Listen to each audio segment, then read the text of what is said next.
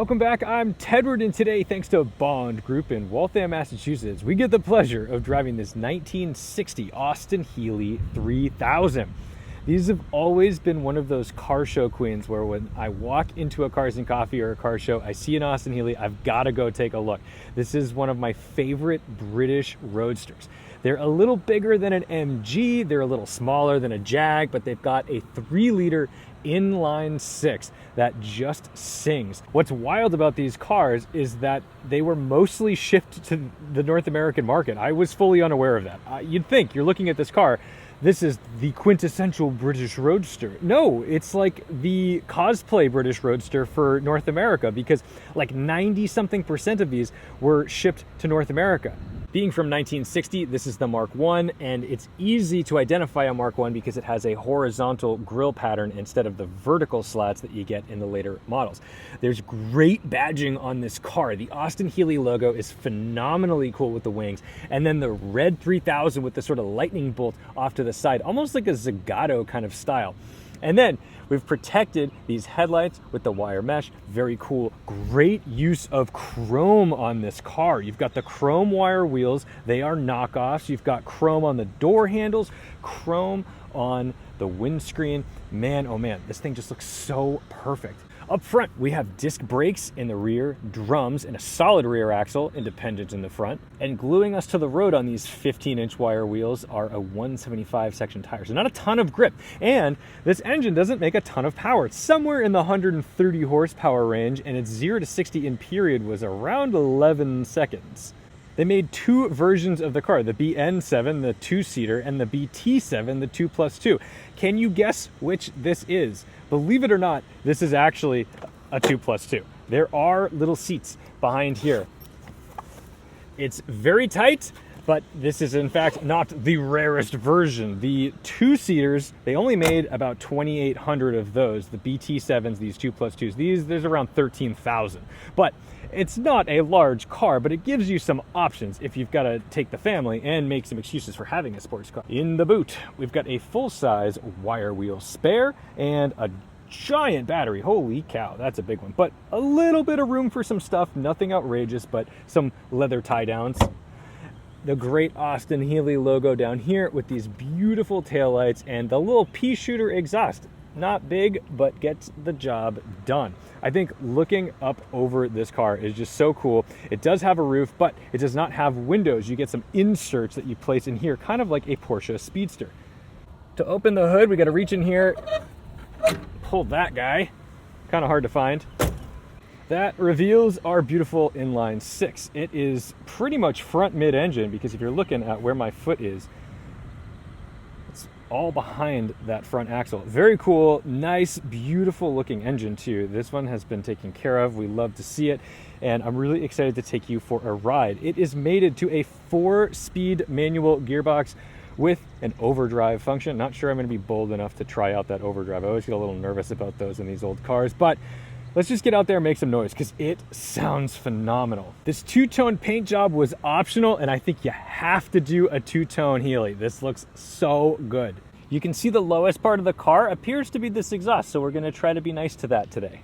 Inside the Healey, if this looks pretty cramped on camera, it's because it is also in real life. So the reason it feels cramped is that I'm set up a little bit high, and I've got to reach pretty far to disengage that clutch. So in order for my leg to extend enough but not be overextended, that's where I've got to sit. This shifter reminds me of like an AC Cobra, and I'm sure someone will tell me like they did it first or something. I don't honestly know my history that well, but I just know that this sort of bent shift lever is what I think of when I look at Cobras. And to start it, we've got our key here. I'm going to turn that on. We've got power and our starter button over here.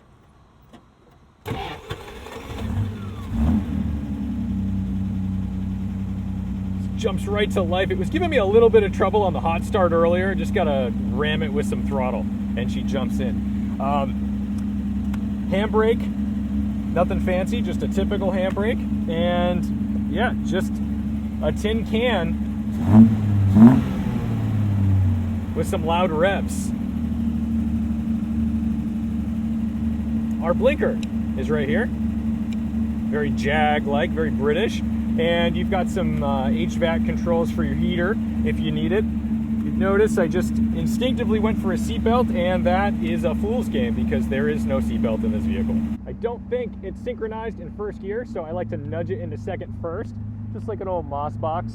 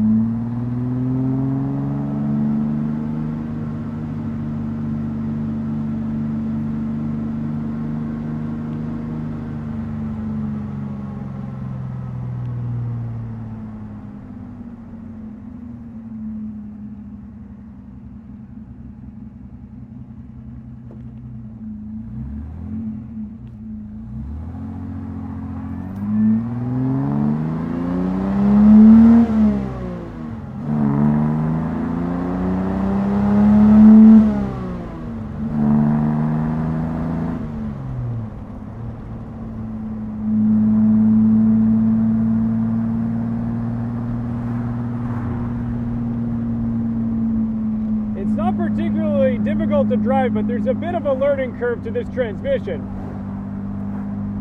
Unsynchronized first gears means you want to come to a complete stop. I typically nudge into second and then go for first.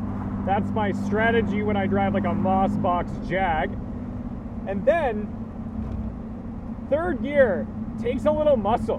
When I first got in it, I was like, ooh, it won't go in. No, the reality is you just gotta, just get into it. You just gotta force some things, and it'll happily go in. It just takes more force than you want in an expensive old car that you're driving for the first time. That's the trick about these cars, is sometimes you get real gentle with them, right? You drive someone's old Ferrari, it's scary to muscle it and floor it because you're thinking, well, I gotta be gentle with it, it's fragile. No, they want to be like manhandled a little bit. I don't have any side mirrors, but this is working just fine.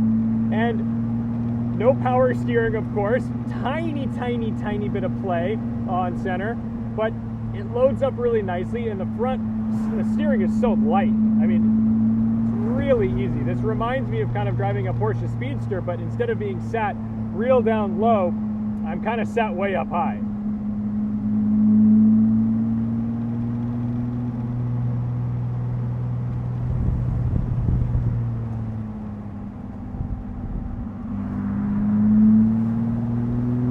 But unlike the Speedster, Speedsters have drum brakes all around. They work great, but having discs up front in this car is actually kind of a luxury, and it gives me a little more confidence in my stopping abilities.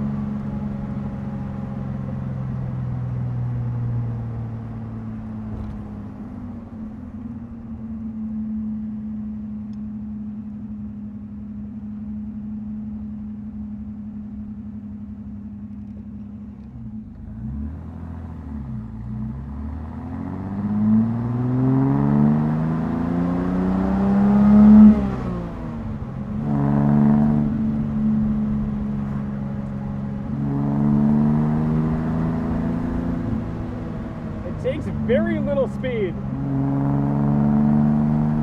to put it on edge and make it feel like you're pushing it.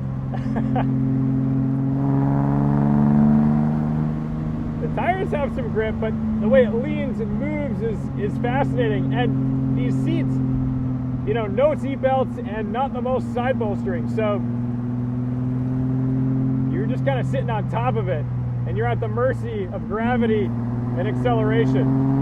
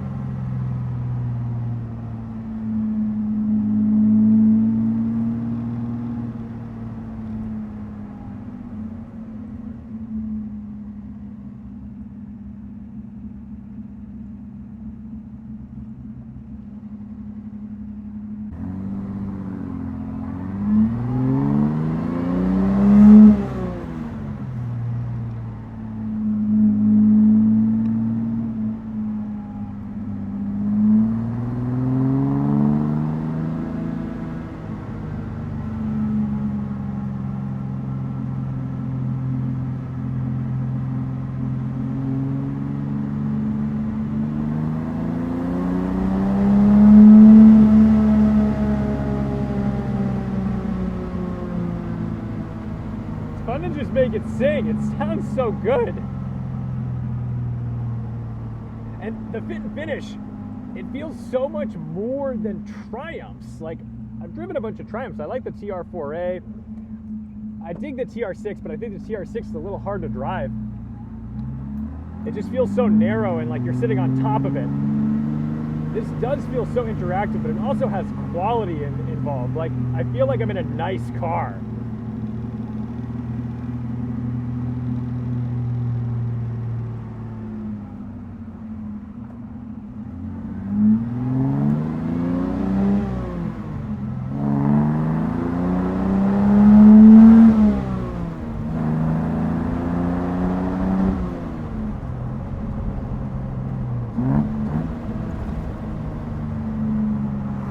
trick to owning and driving these cars, I think, is honestly limiting exposure. It's choosing the right time to drive it. You're not going to want to drive this Healey in bumper-to-bumper traffic, and there's no safety in this car. So you don't want to be in a position where you're driving around where people drive recklessly or distracted. You know, this guy doesn't stop at a stop sign. It's very frustrating because in my Honda, not a big deal. In this Healey, could be a game ender.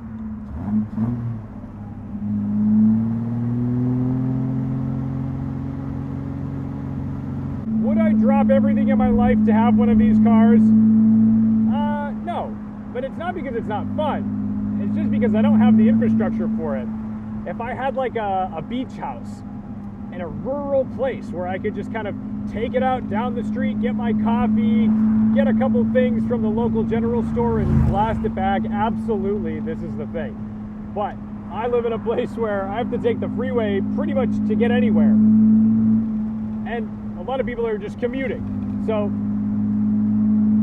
not exactly the greatest car to be around distracted drivers, just from a safety standpoint. But if you're looking for like a real British roadster driving experience that actually lives up to its hype, this Austin Healey 3000 is doing the trick. I personally, it's much easier to drive than a Jag, the 120s or the 140s or the 150s. It's much more sporty and solid feeling than the Triumphs, the TR4s and the TR6s. And I think it has a little more cachet than an MG. So yeah, man, this Healey really strikes the balance. I'm into it.